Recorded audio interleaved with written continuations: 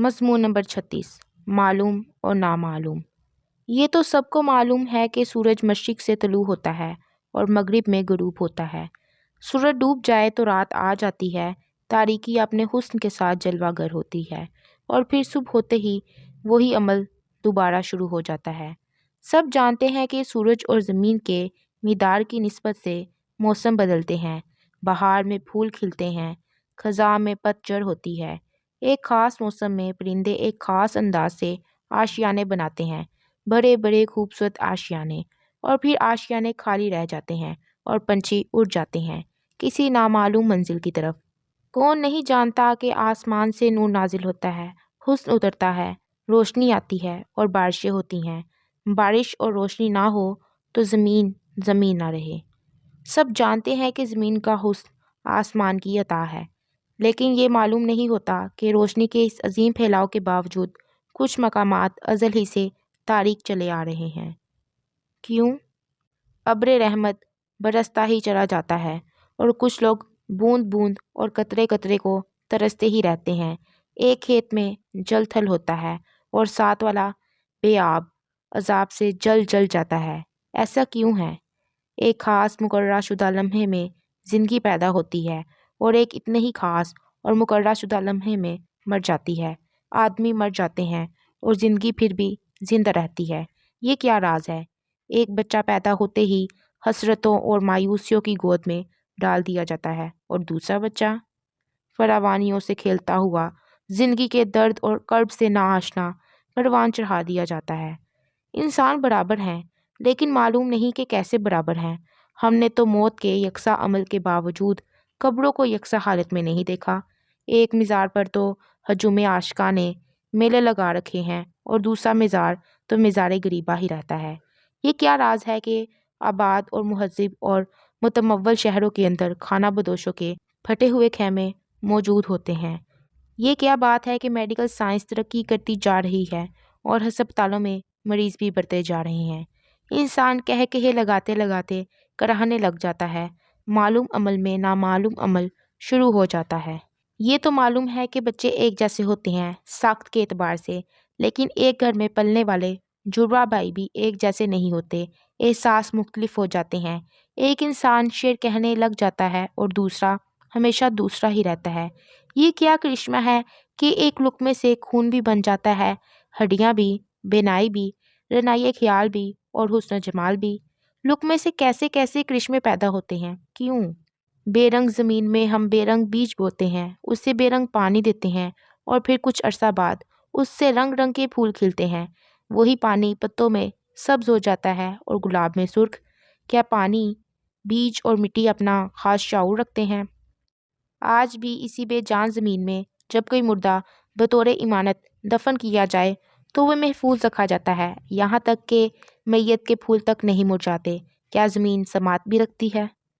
سب جانتے ہیں کہ گائے ایک خوبصورت جانور ہے، مسلمان اس کا گوشت بھی کھاتے ہیں، ہندو اس کی پرستش کرتے ہیں۔ گائے دودھ دیتی ہے، سب کو معلوم ہے دودھ کی افادیت۔ دودھ کو لوگ نور بھی کہہ لیتے ہیں۔ گائے کے بارے میں سب کچھ معلوم ہے، لیکن اتنا کچھ معلوم ہونے کے بعد بھی یہ معلوم نہیں ہو سکتا کہ خون اور گوبر کے درمیان سے پاکیزہ دودھ کی نہر کیسے جاری ہوتی ہے۔ پاکیزگی ہی پاکیزگی، نور ہی نور، صحت ہی صحت، یہ سب کیسے ہے؟ اور تو اور ایک معمولی سی مکڑی کو لیں جو مٹی نگلتی ہے اور مٹی اگلتی ہے، لیکن اس اگلنے والی مٹی سے ریشم کی ایک تار کا نکلنا اور پھر اس تار کے ذریعے ایک ایسا خوبصورت جالا بننا جو جیومیٹری کے اصولوں کے عین مطابق ہوتا ہے، خوبصورت اور دیدہ زیب، یہ اس کی فطرت ہے۔ لیکن اتنی خوبصورت کے بیان سے باہر اور اسی مکڑی کے جالے کے حوالے سے تاریخ اسلام کا ایک عظیم واقعہ کہ مکڑی کے جالے نے ایک عظیم ترین زندگی کے محفوظ رہنے کا جواز بنایا اور اسی کمزور جالے سے ایک قوی دلیل برآمد ہوئی۔ یہ سب کیسے ہے؟ ہم نے دیکھا کہ ایک مکھی پھولوں سے رس اکٹھا کرتی ہے اور پھر ایک نامعلوم عمل کے ذریعے اسے شہد بناتی ہے، ایک قیمتی اور عظیم خوراک جس میں لوگوں کے لیے شفا لکھی گئی ہے۔ یہ سب کیسے ہے؟ مکھی کو، ایک ان پڑھ مکھی کو اتنی بڑی تعلیم کہاں سے ملی کہ بڑے بڑے معلم اس کو سمجھنے سے قاصر ہیں؟ اسے کس نے سکھایا؟ ہم سب کو معلوم ہے کہ ایک معمولی سا پانی کا قطرہ ایک بے جان سیپ کے باطن میں اتر جاتا ہے اور پھر وہی سیپ اس میں جان ڈالتی ہے اور اس قطرے کو ایک ایسے انوکھے اور نرالے عمل سے گزارتی ہے کہ وہی معمولی قطرہ ایک گوہر تابدار بن جاتا ہے۔ سیپ میں شعور مخفی رکھا گیا ہے۔ یہ بجا ہے کہ سائنس نے موٹی کلچر کیے ہیں، لیکن صراف کے پاس جاتے ہی کلی کھل جاتی ہے۔ نقل دو کوری کا اور اصل درے بے بہا۔ میاں محمد رحمت اللہ نے کیا خوب فرمایا ہے: کچوی من کا تے لال وی من کا، اکو رنگ دوہا دا، جد جاون صرافہ کول، اے فرق ہزار کوہاں دا۔ اصل اور نقل کا رنگ ایک ہی ہوتا ہے، لیکن جاننے والے کی نگاہ میں ان میں ہزار میلوں کے فاصلے ہوتے ہیں۔ ہم علم رکھتے ہیں کہ محنت سے انسان کو مقصد حاصل ہو جاتا ہے، لیکن یہ نہیں معلوم کہ تمام محنتیں کیوں بار آور نہیں ہوتی۔ کامیاب لوگ بھی محنت کرتے ہیں اور ناکام بھی۔ امیر محنت کرتے ہیں اور غریب اس سے زیادہ محنت کرتے ہیں، پھر بھی وہ غریب رہتے ہیں۔ کیا کوشش کے علاوہ کوئی اور عمل بھی انسان پر کار فرما ہے؟ کیا اسے نصیب کہتے ہیں؟ نصیب کیوں ہوتا ہے؟ انسان اپنے نصیب سے کیوں باخبر نہیں ہوتا؟ کیا نصیب ظالم بھی ہو سکتا ہے؟ یہ معلوم نہیں۔ ساکن فضاؤں میں خاموش زندگی کے دوران اچانک زلزلے کا ہنگامہ کیا ہے؟